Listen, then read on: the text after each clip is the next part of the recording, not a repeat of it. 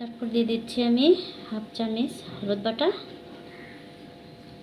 বাটা, না গুঁড়ো মরিচ আর হলুদ, আর 1 টেবিল চামচের একটু কম মরিচ বাটা দিয়ে দিচ্ছি আমি এখানে। তারপর অ্যাড করে নিচ্ছি তেল, সয়াবিন তেল, সাদা তেল যেটা, আমি ওইটাই ইউজ করতেছি। সরষের তেলও ইউজ করতে পারেন আপনারা, এটা আপনাদের ব্যাপার, অনুমান মতো দিয়ে দিবেন। তারপর এটাকে খুব ভালো করে আমি হাত দিয়ে দিলাম সব, যেহেতু আমি এটা মাখিয়ে রান্না করব, তো এটাকে ভালো করে মাখিয়ে নিতে হবে।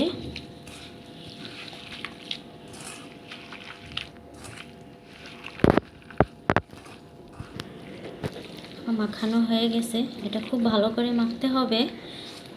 মাখার মাঝে মনে হবে এটা সিদ্ধ হয়ে গেছে, ওরকমভাবে মাখতে হবে। এখন আমি অ্যাড করে নেব মলাই মাছটা। এখানে আমি হাফ কেজি মলাই মাছ নিছি, হাফ কেজি মলাই মাছের সাথে 250 গ্রাম টমেটো। এখন আমি মাছটা অ্যাড করে নেব এটার সাথে।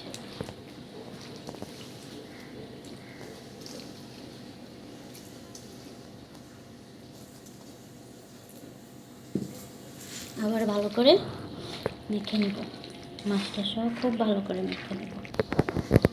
আমার মাছটা সহ মাখা হয়ে গেছে, এখন আমি এটার সাথে পানি অ্যাড করে নেব।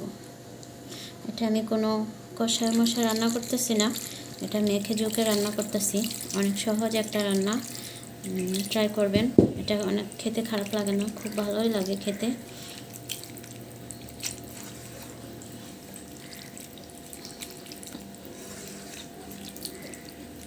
দেখতে পাচ্ছেন কেমন হয়েছে, কতটা পরিমাণ পানি দিবেন, অ্যাড করবেন সেটা বোঝা যাচ্ছে হয়তো দেখে, আপনারা বুঝে নেবেন।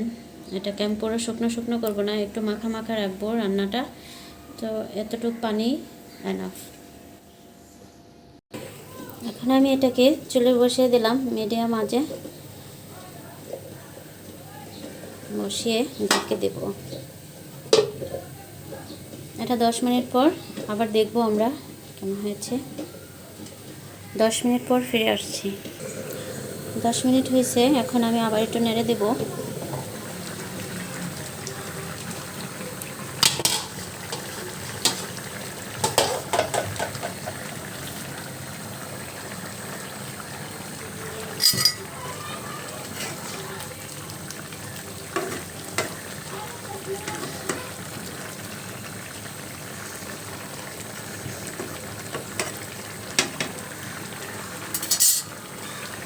আবার 10 মিনিট পর আসবে, আর 10 মিনিট পর আশা করি হয়ে যাবে।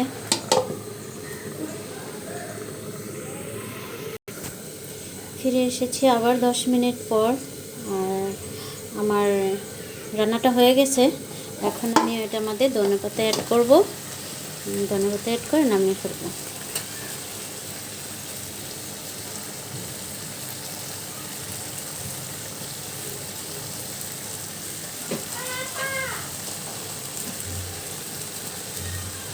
হয়ে গেছে আমার তরকারি। এখন আমি একটা বাটিতে ঢেলে চেক করব, দেখুন আপনারা কেমন হয়েছে তরকারিটা। অফ করে দিব এখন আমি চুলাটা। এখানে বাটিতে রাখো, আমি একটা চামচ। এখন আমি ডালবো তরকারিটা বাটিতে।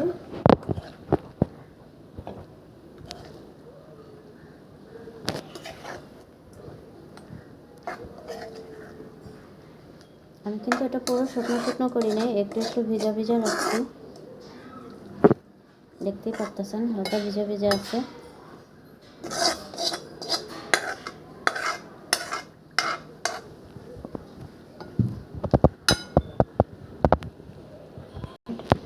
হ্যাঁ দেখুন বন্ধুরা কেমন হয়েছে আমার তরকারি, তো জানাবেন, কমেন্ট করে জানাবেন।